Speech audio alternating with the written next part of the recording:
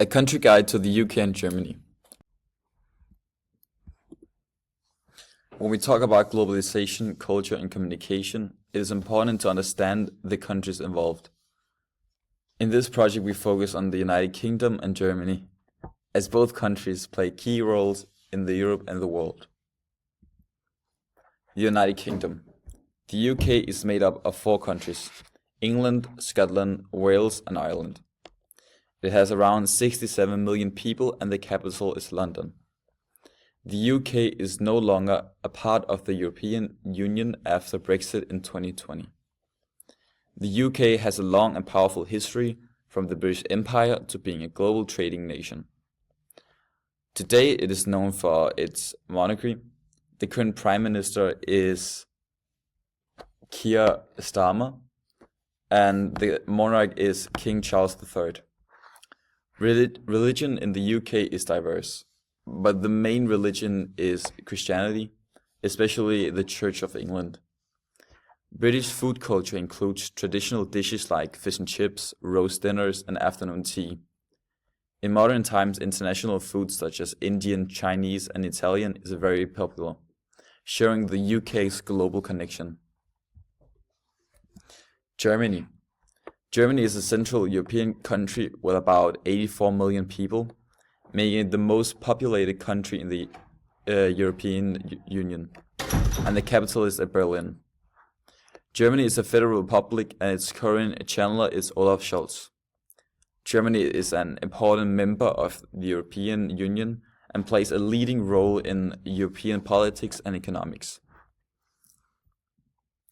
Germany has a strong historical background, especially after the World War II and the fall of the Berlin Wall in 1989. Since then, Germany has grown into a modern, globalized nation. The main religion is Christianity, but like the UK, Germany is also religiously diverse today. German food culture includes dishes like sausages, pretzels, and sauerkraut. And beer is also a big part of the culture, especially in regions like Bavaria. Both countries show how globalization affects culture and communication. From food and religion to language and politics, the UK and Germany are shaped by international influence. This makes them ideal for comparing high and low context cultures and understanding how people from different backgrounds communicate and work together in a globalized world. So, according to the Hofstede's country comparison tool, Denmark shows a score that's low on the power distance, which means that the Danish society values equality and we see each other as equals. So that also means that your bosses and the leaders will always treat you friendly. But in the UK and the Germany, they score a higher score, and that means that they values that some people may have more power than others. And every country scores high on the individualism, and that shows that people are mostly themselves in the countries, and Denmark scores highest. And that means that we make our own choices, and we are the most independent by ourselves. And for the long-term orientation, the UK scores highest, and that because they believe in working hard and getting a great future. And Denmark and Germany scores a little lower, and that because we work hard but we don't necessarily know what we want. So all of this equals to Denmark, UK and Germany is all individualistic countries, and we also have cultural differences, and Denmark values a relaxed lifestyle and equality to everybody. And the UK is most polite and respect time, and Germany is the most structured and very organized, and they have a very big focus on their goals and their future. This topic can be accounted by the theory of Richard R. and his idea of deals versus relationship. Germany. According to Jason, Germany is a classic deal-focused culture Business interactions are direct, formal, and task-oriented. Meetings begin promptly and get straight to the agenda. Chit-chat is minimal. Germans value efficiency, planning, and precision, and trust is built through clear context, professionalism, and reliable delivery. Personal relationships are not important for doing business. The UK represents a moderate deal-focused country. This means that while tasks and outcomes are important, there is still room for relationship building. British professionals typically start meetings with a bit of polite small talk, but quickly move on business.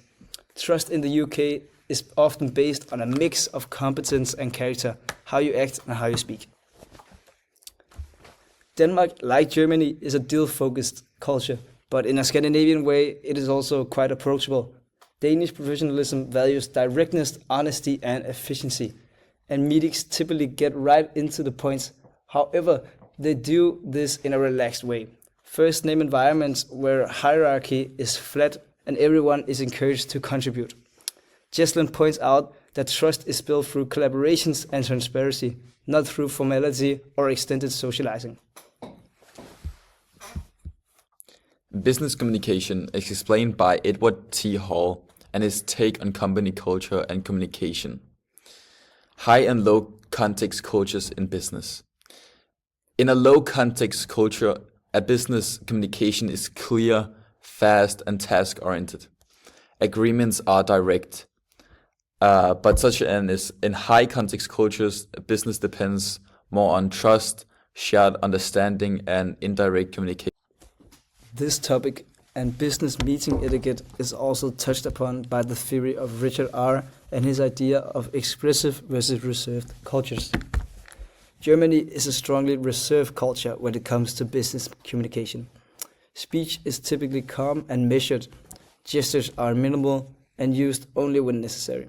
Silence is comfortable and often reflects careful thought rather than discomfort.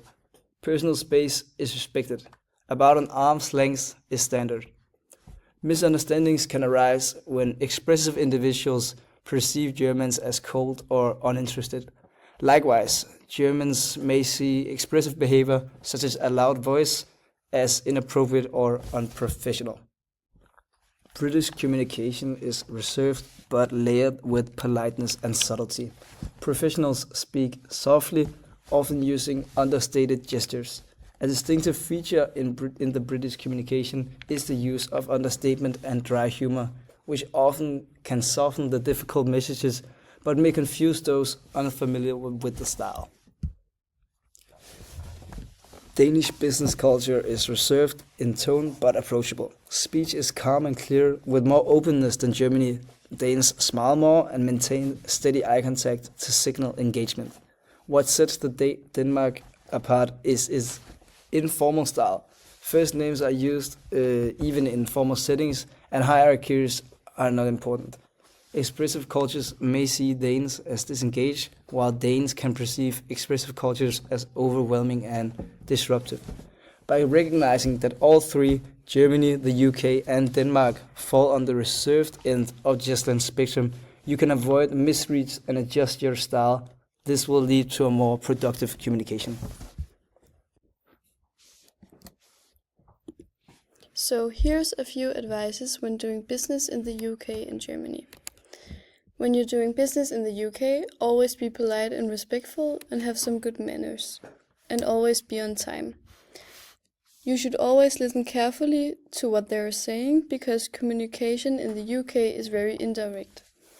And in Germany, be exactly on time because you don't want to make a bad first impression, and be formal, say Herr or Frau.